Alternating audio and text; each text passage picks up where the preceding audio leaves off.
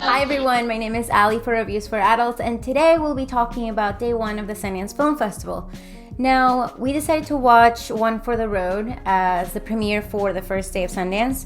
So I actually had a bunch of hours before that premiere to dedicate to the shorts. I watched a lot of fiction shorts and a lot of animation shorts, which were all very, very interesting. So we'll discuss that list here.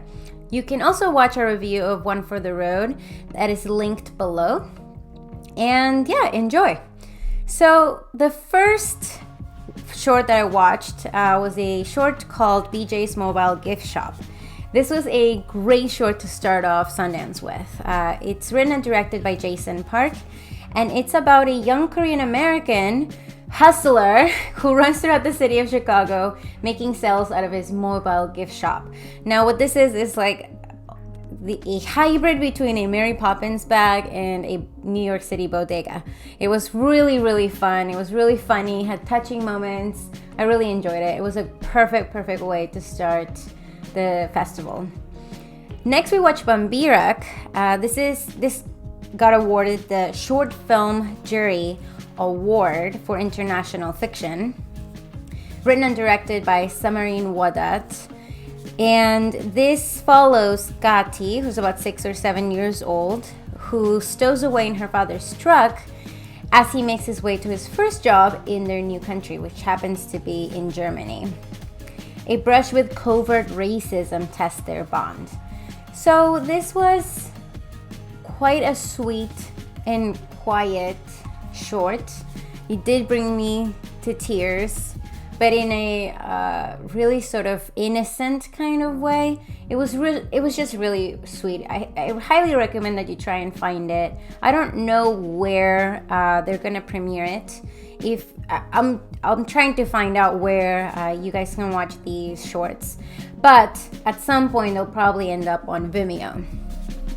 So, and yeah, like I said, this short got the Short Film Jury Award for International Fiction. So congratulations to the whole team. It was really well deserved. Next we watched The Affected, written and directed by Rikke Gregersen. And it was it was a really interesting drama, very well shot. And I thought the way that they told the story was really nice because it was sort of like an indirect storytelling. The short is about the way the synopsis reads: minutes before takeoff, a situation occurs preventing an airplane from departing. In an attempt to prevent the deportation of one passenger, another refuses to sit down, forcing the pilot to take a political stand. It was just very well done. Like I said, very interestingly shot. I really enjoyed the way that they figured out a way to tell this story that is, surrounding really kind of heavy themes without being too heavy. It was really interesting. Next we watched Don't Go Tellin' Your Momma, which won the Short Film Jury Award for Nonfiction. It is written and directed by one team of directors and a musical artist. Topaz Jones, who's a hip-hop rap artist in his directorial debut. And the director duo is called Rubberband. I will link links to both of them, so to Rubberband and to Topaz Jones down below.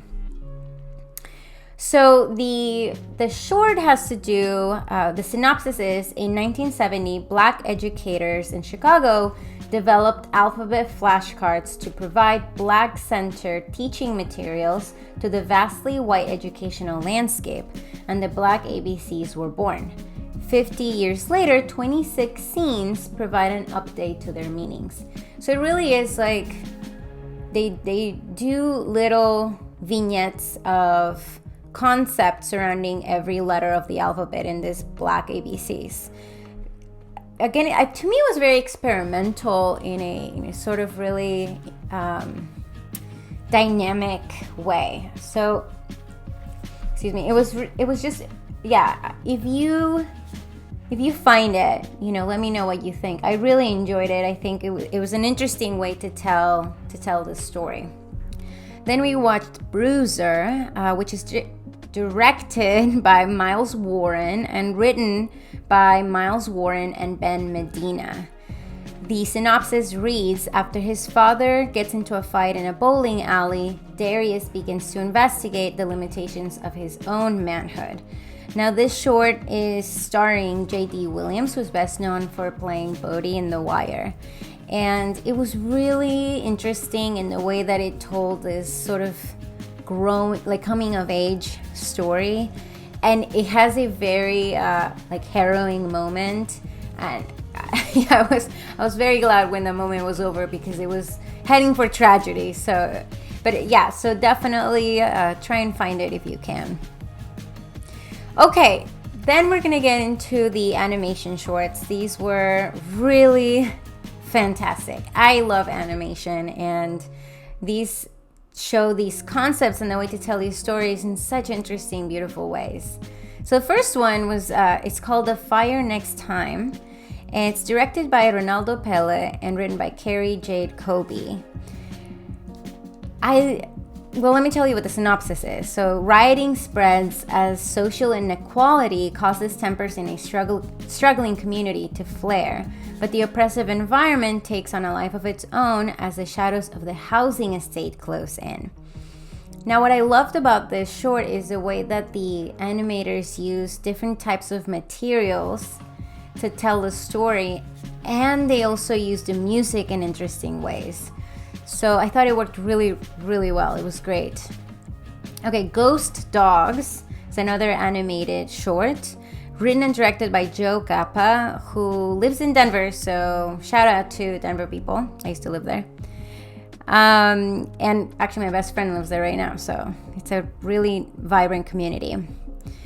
Okay, so the synopsis for this is really crazy. It's a family's new rescue pup is terrorized by deceased pets in this mind-bending horror.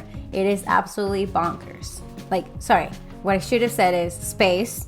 It is absolutely bonkers. The kind of short that needs more time to really explore its idea. So I would love to see this in a series, as a almost like a cat dog kind of show or something. It was really strange. I'm not really sure what happened exactly, but I know that it was really great. So I'd love to see more from Joe Cappa in the future. Okay, the next short is probably my favorite type of animation. It's called G&T. It was written and directed by Sara, Hirner, and Rosemary Vazquez-Brown. Okay, the synopsis reads, Glenn is a woman on an unwholesome mission, but just how far will she go to conquer the clique and social media at large? Okay, this animated short portrays really specific type of animation. So these animators have really found their identity as animators, and it is just crazy. I loved it. It was so gross. It was great. It was really, really funny. It was just so crazy. I really, really enjoyed it.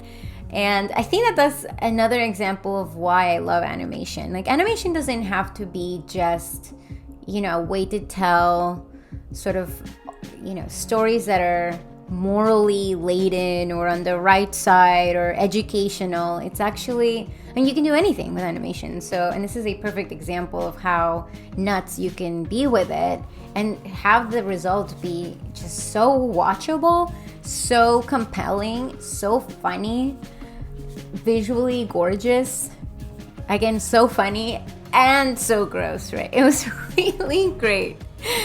Okay, then I watched KKUM, written and directed by Kang Min Kim. The synopsis is, my mother's dreams have always been strong premonitions for important moments in my life. I rely on her dreams more than any religion. And the way so this is not 2D animation. This is stop motion animation, and the materials that they used actually looked more like sugar cubes, but I think that's what the material that they used. Maybe even some cardboard too.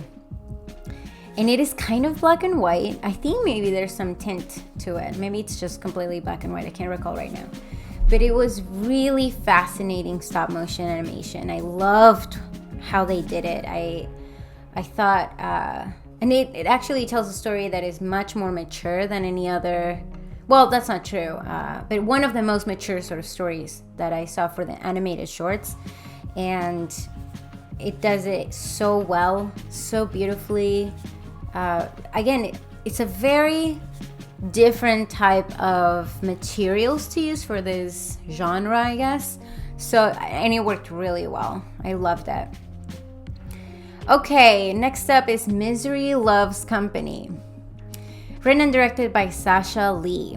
The synopsis reads, as Seolgi is lying on a grass field with friends, a shooting star falls, and dark intrusive thoughts hit her. Her melancholy blooms into bright and colorful flower people, dancing and wishing for a meteorite to end the world. Now this is really literal. I mean, there's a very poppy song that's like, I wish a meteorite would hit the world. And like it just goes on and on and on like this. And you're like watching this beautiful, animation, this very lovely palette. It's not too overbearing in its colors. It's just very, very... It's lovely to see, and then it's like poppy song about ending the world. It's like, whoa, what's going on here? But it worked really well. I really love her stuff, Sasha Lee's. I really hope to see more of her work. It was great. But it was melancholy and it was sad, but it was really beautiful. Okay, next was Trepanation. Now, Trepanation it was in 3D animation. Nick Flaherty is a director and a 3D animator. And the story is, I'm not really sure how to describe it. But I think the whole point of it is to have a conversation about what's going on. I think it's trying to tell quite an intellectual idea through 3D animation. And if you find it, Trepanation, I'd love to discuss with you what you saw in it. So that's your homework. Okay. Next was Souvenir, and this won the Short Film Jury Award for animation. It's 2D animation, but it's really like paintings. Like it's not cartoony. I mean, it has obviously like this sense of animation, but it really looked like a contemporary artist whose name eludes me right now. But it's it was very different in style. And it tells a story. It tells quite an interestingly, I don't know if it's like a kind of a heavier story. So the synopsis is, for 10 years, I've pretended to make a movie about my grandfather's Algerian war souvenirs. Today, I'm not sure I want to hear what he has to say. If I didn't say this before, it is written and directed by Bastien Dubois, and it's in French. And it is, again, very, very beautiful. But here's the thing about animation and telling sort of heavier storylines.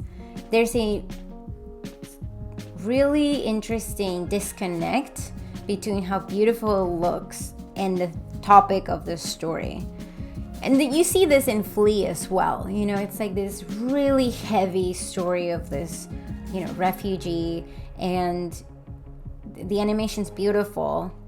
And that is a huge contrast with what the story is. No, I'm not saying it doesn't work. I'm just saying that it actually, I think that disconnect actually makes it feel like more fresh or more open to your empathy, because we can hear, heavy stories all day long, and, we do anyway with our doom scrolling and news and whatever, but we can become disaffected to them. And I think that through animation, it really sort of opens up a different avenue to approach these stories that works really well. So these are all of the shorts that we watched. We watched a couple of more, but in an effort to make this video a little bit shorter than usual, these are all of the ones that we'll be talking about today. Again, you can watch our One for the Road review down below, and thank you very much for watching. My name's Ali for Reviews for Adults. We'll catch you next time.